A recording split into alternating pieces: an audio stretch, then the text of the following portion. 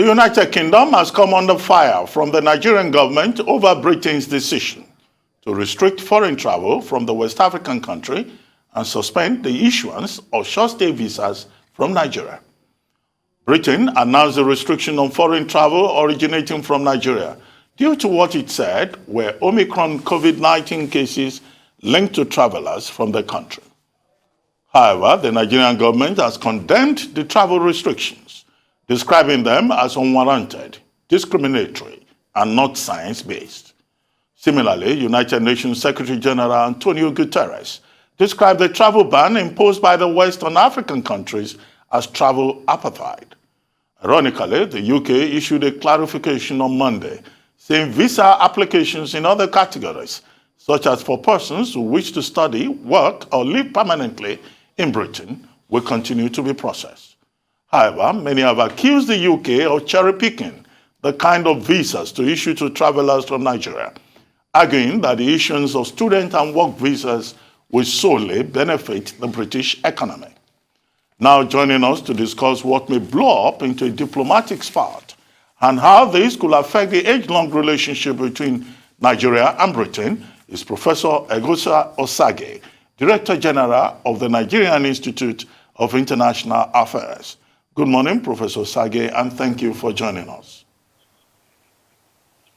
Good morning, Ruben. Thank you for having me. Yes, Prof. Morning. Good to see you. Good to have you on the program. Well, very quickly, what seems to be a brewing diplomatic conflict between Nigeria and Britain over the decision of the UK authorities to put Nigeria on the red list.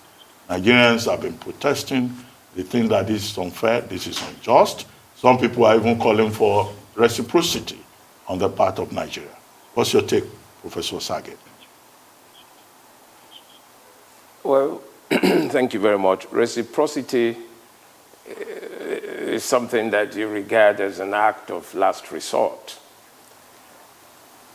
When and if you have exhausted all possible avenues for addressing disagreements or conflicts of this nature, then of course, if all these fail, you can resort to reciprocity.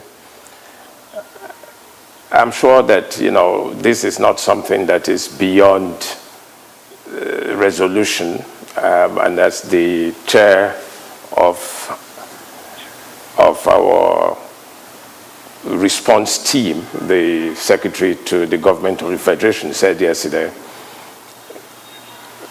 there are talks going on behind the scene, and we hope that these things will be resolved.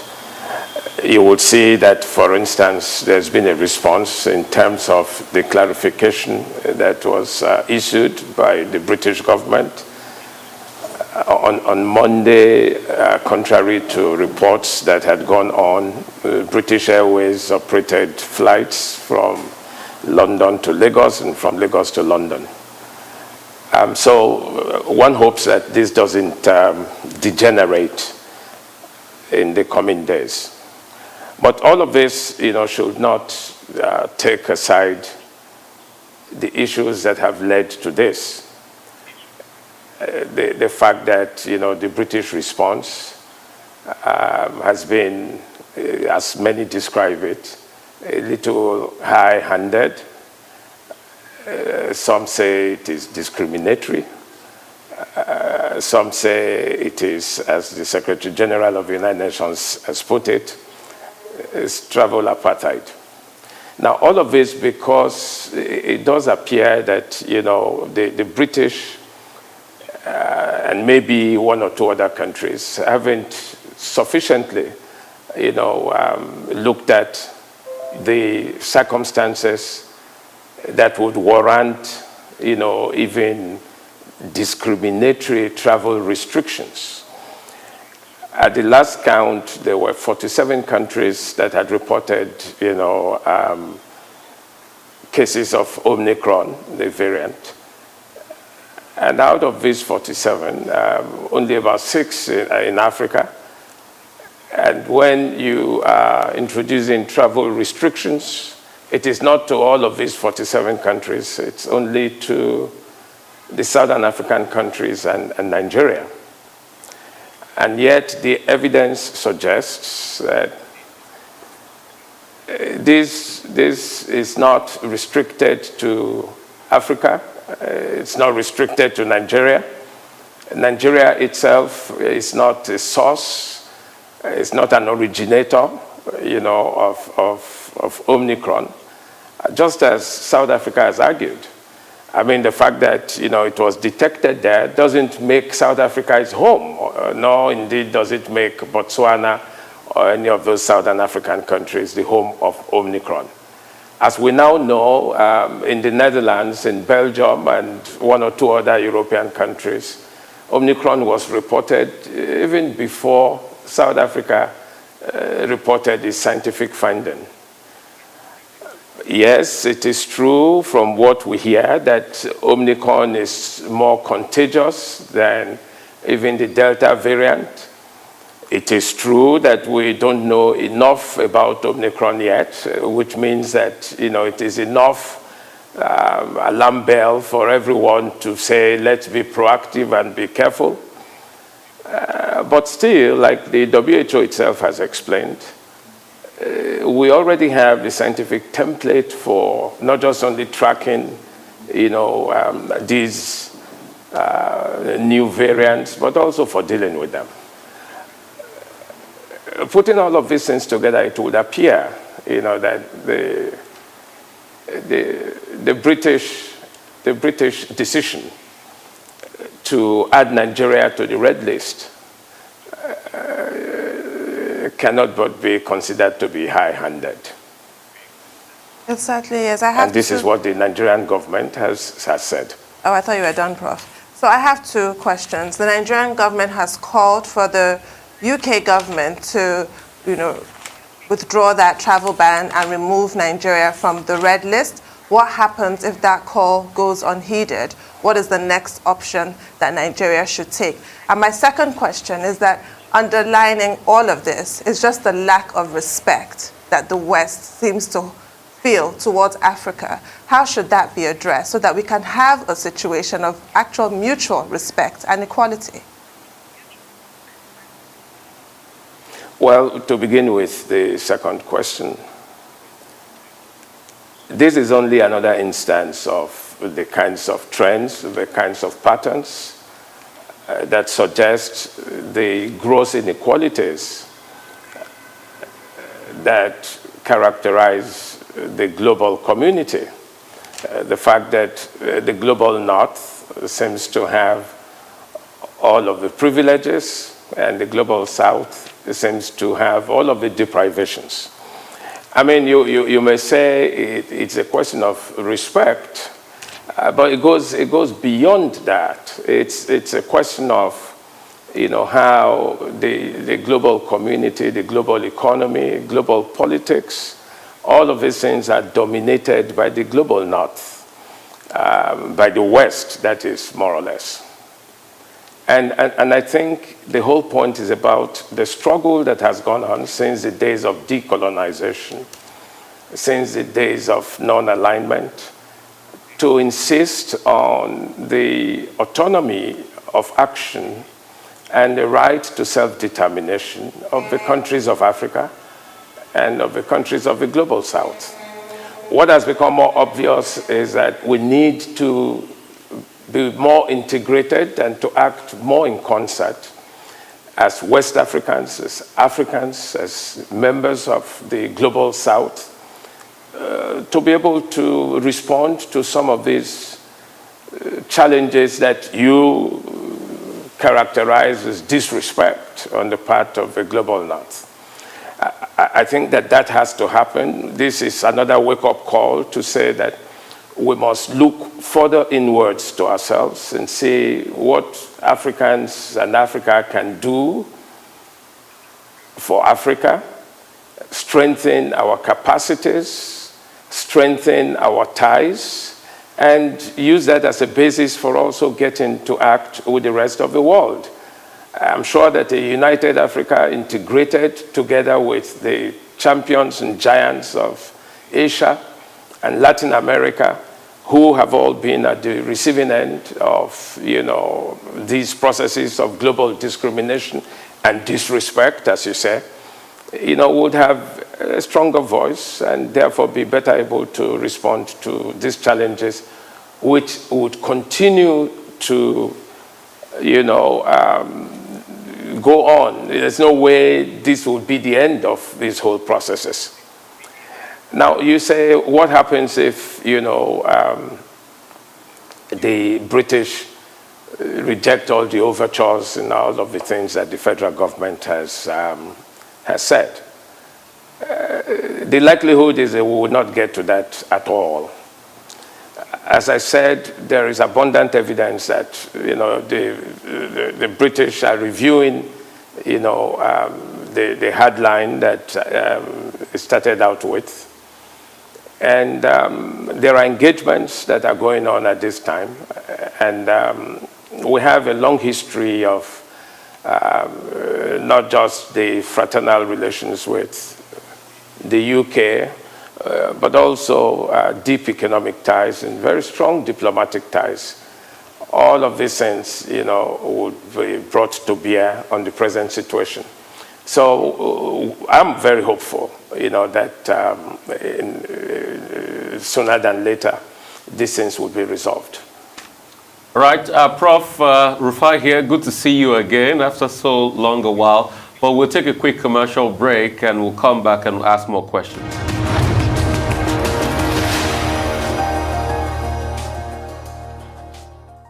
All right, welcome back. We still have Professor Eghosa Osaghae, Director General of the Nigerian Institute of International Affairs. It's a pleasure to have you here, Prof. Prof, I think for me, my slant will be this. Thank you. How can we end this neo-imperialism, neo-colonialism, and collective subservience of the African continent in general? And I'll tell you this. This Omicron variant did not come from Africa. It came from foreign diplomats in Botswana. Till today, the Botswanan government have not been able to come out and openly tell us the country of origin of these diplomats. They keep collectively protecting these diplomats while the narrative is tilted towards, that abuse of the African continent again. So how can we end this? Because this is neo-imperialism. Let's call it what it is, Prof. Well, if there was a word stronger than neo-imperialism, you'll be right to call it so. Remember that this is an historical process. It's a structural process. It's a process that has gone on for all of these years, centuries old. It's something that goes back to the very first contacts that Africa had with the so-called outside world. And that includes the era of slave trade and slavery. Now, you must also understand that this has cumulatively resulted not only in colonization, which is a formal process of domination of other people, but also colonialism, which is a more sociological, a more psychological, a more economically entrenched system of domination. And therefore, neo-colonialism has very strong historical and structural roots. Now, one part of our initial struggle was to emancipate and liberate ourselves from the vestiges of colonization. And so, formal independence through the nationalist struggles, yielded those dividends. But we now realize that, formal independence is only a necessary but not sufficient condition for emancipation and liberation. And, experiences like the one with Omicron remind us all the time that decolonization is a process that must be pursued even more vigorously than we did in the days of the independence struggles. Unfortunately, all of these things are happening at a time when the African state and African society has become so weakened, has become so torn apart, that it is not in a position to engage in the kind of struggles that are historically imperative. I would say, the way to go is not to isolate individual efforts, but to see how we can, come together collectively and use those multilateral, platforms that we have devised to engage in these struggles. The arenas of struggle are numerous. I mean, of course, what happened in the WHO itself and how the current Director General nearly lost his office. You know what happened in the WTO. You know what happens in the IMF, in the World Bank. All of these things are arenas of struggle. But we know that, the United Nations and its, multilateral system remains a very strong platform, for seeking equity and, engaging, the more powerful forces that we cannot, individually confront. So to answer your question directly, I think that, we need more collateral action. We need more partnerships. We need greater integration at the level of the sub-region of West Africa, at the level of Africa, and of course, at the level of the global South. The kinds of things that, made the non-aligned movement very powerful in the 50s and 60s and the earlier part of the 1970s.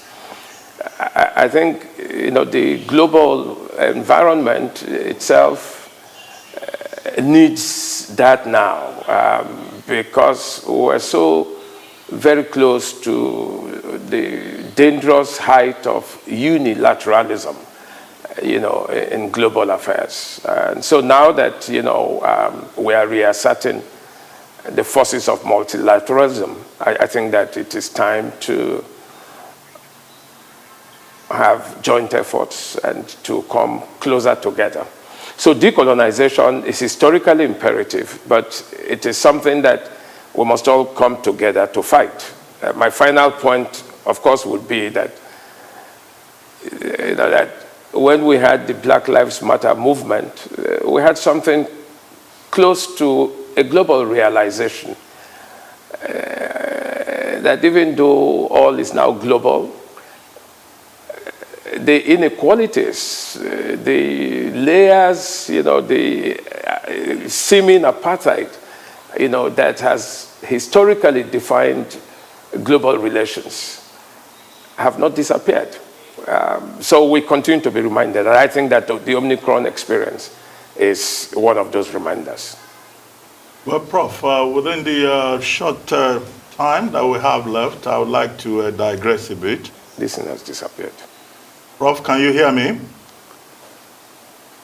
Hello? Are you with us, Professor Osaghae?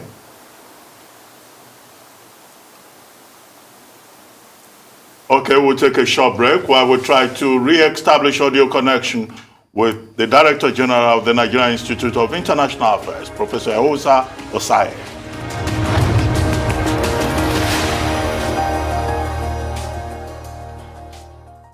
Welcome back to the Morning Show. Here on the Arise News channel, our guest is still Professor Eghosa Osaghae, Director General of the Nigerian Institute of International Affairs. Prof, thank you for staying with us. I said I was going to move away slightly from the travel ban and Omicron and talk perhaps about the NIIA, which you heard, the foreign policy think tank of Nigeria, providing public and policy support to the foreign policy process. NIIA is 60 this year. Under your watch. From Dr. Fabumi all through the years, Dr. Jedokun, Professor Olusoya, Ambassador Obiozo, Usita Eze, Professor Bolaji Akinyemi, Akinterewa, and now you are the man in the saddle. How do you think that the NIIA has been able to provide that strategic support for the foreign policy making process? And secondly, well, Omicron, is the NIIA involved in any form of support activity for government in formulating policies, particularly as we've seen that COVID-19, nothing could be more international, and it's all also about diplomacy and international relations. Well, thank you very much, and thank you for wishing us well at 60. NIIA has come a long way, and so on. But let me begin with the last one. You know, there are fleeting subjects, there are dominant subjects, there are, embedded subjects that shape the whole contour of international relations and so on. So that's how you want to locate COVID-19, at this time. It's still an evolving,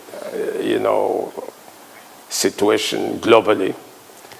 Going back to when it became a pandemic by the WHO's definition early in 2020. It is still unraveling. The scientists, are working very hard to come to terms with, the virus. There are some who even suggest, albeit unofficially, that the potency of the virus might be on the wane, especially when you consider that Omicron might be more contagious, but it appears less lethal. And that's a consideration. But all of these things are not exactly certain and decided yet. The sequences are still going on, and the scientists are still working very hard.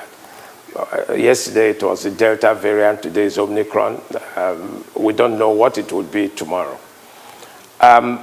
What has been the NIIA's role in all of this? Yes, a major mandate the NIIA has is to promote the understanding of international affairs on the part of all Nigerians and to engage in scientific investigations of the things that go on internationally and try to understand the cultures, the attitudes, and the dispositions of people of foreign countries and so on. So all of these things go into how we would respond to COVID-19. You will find that, we have tried to be led by the science, of this whole process. And many people agree that that is the logical way to go. So the politics, the economics, the social, responses to all of these things come after the science. It is the science that is key. And as far as we know, it is a science that, is the lacking capacity in all of these engagements. Today we talk about vaccine production and access to vaccine. It is part of gross inequalities, in global relations that we're talking about. Whereas there are countries in the world that not only have capacities to produce, but have capacities for surplus. And there are other countries, that don't have capacities to even as much as test or to grow, vaccines or produce them, but, which, are not getting enough vaccines. Now, the whole point about partnership and shared humanity, is very clear from experiences like the pandemic. When one country is not safe, the whole world is endangered. And we can have travel restrictions, we can prevent movements across our borders, but these things just continue, to go on. Remember that, since the days of the Spanish flu, going back in 1918, we have always been at the receiving end of these viruses. And all of these things that we don't have any capacity to prevent. Nor indeed does any country in the world today have any capacity to prevent things, like viruses and so on. So as far as the NIIA is concerned, we must continue the study. We must continue the investigations. We must continue the engagements, the search for equitable access to vaccines, for instance. It's something that, the whole world, must come together on. But that said, Africa, must build its own capacity. And so the kinds of things that Rwanda, South Africa, and Nigeria are trying to do, that's the way to go. We must build capacities to begin our vaccine production. Right. Your second question was, how has it been? Yes, has it been with the NIIA 60 years after? Yes, so that's what I was going to respond to. Now, 60 years after, you know that to begin with, if you have a think tank that is a resource base for policy for government, that is a membership institute. The NIIA has over 5,000 members. If you have, an institute that over the years has been not just at the vanguard, but also at the level of mobilizing the consciousness of an attentive public for international affairs, that in itself is a great achievement. The NIIA has very consciously worked very hard to deliver on its mandate, part of which I referred to earlier on, which is the promotion of, the understanding of international affairs on the part of all Nigerian citizens, and how, our global engagements can be used to further our national interests. Now, the NIIA also recognizes that that cannot be done at the expense of the internal dynamics of our society, what you call the domestic environment, that actually is the repository, for all that we do. A stable Nigeria, a prosperous Nigeria, a more united Nigeria is one that is able to deliver on its potentials and all of its resources in its engagement with, the global community. So over these 60 years, NIIA has been, in the forefront of identifying the pillars, the contours, the doctrines, the principles, the framework, for our foreign policy. Some of the things that are more notable would go back to the days of Professor Bolaji Akinyemi, when, he talked about the concept of medium powers at a time when the world was moving away from non-alignment, and the search was for, middle ground organizations and multilateral, platforms that could fill that gap. And after him, Professor Ibrahim Gambari, who is the Honorable Chief of Staff to the President today, propounded the theory of concentric cycles, by which he meant, we have to engage, the global community from the perspective of, the concentric cycles, beginning with our immediate neighbors, through to the sub-region, through to the continent, through to the global south, and through that, to the global community. The whole point about concentric circles is, an extension of the domestic interface that I talked about earlier.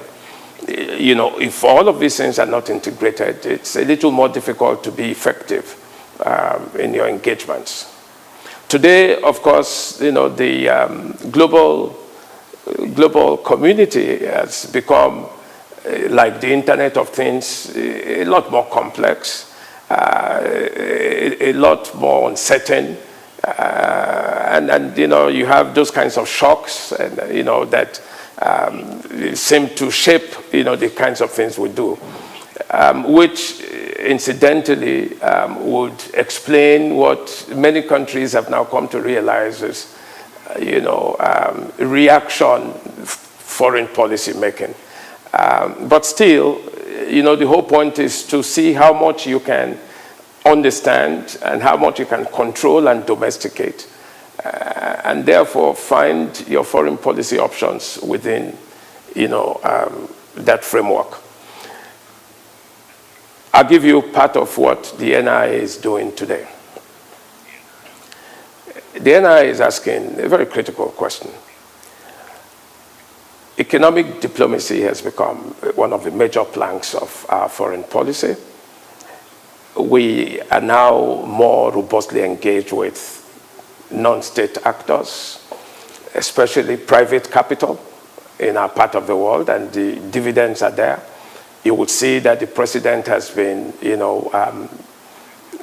visiting countries and attending meetings outside, in most recent times, and he's done so with very strong delegations that include, the captains of industry in Nigeria. Now, this is a new vista. And the NIIA is saying, this is all very good. It's good to robustly engage with, the external environment for purposes of foreign direct investment, for purposes of opening up our economy, for purposes of, meeting the ultimate goal of making Nigeria one of the world's biggest 20 economies in the shortest time possible.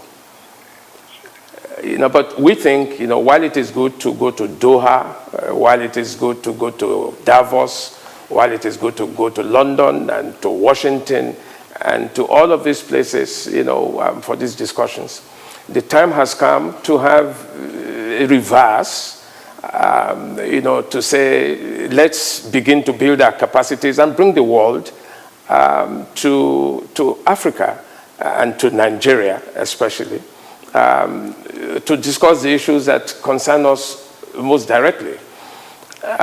This is in consonance with, the hope, the dreams of the founding fathers of the NIIA, who a long time ago had said, that when the NIIA was established, it was a way of bringing the world to Africa, bringing Africa to Nigeria, and bringing Nigeria to Lagos. And Lagos then becomes Africa's window to the world.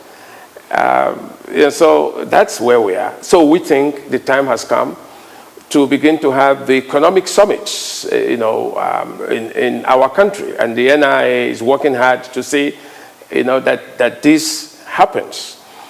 So, maybe with effect from the next year or the year after, or, sometime soon, wow.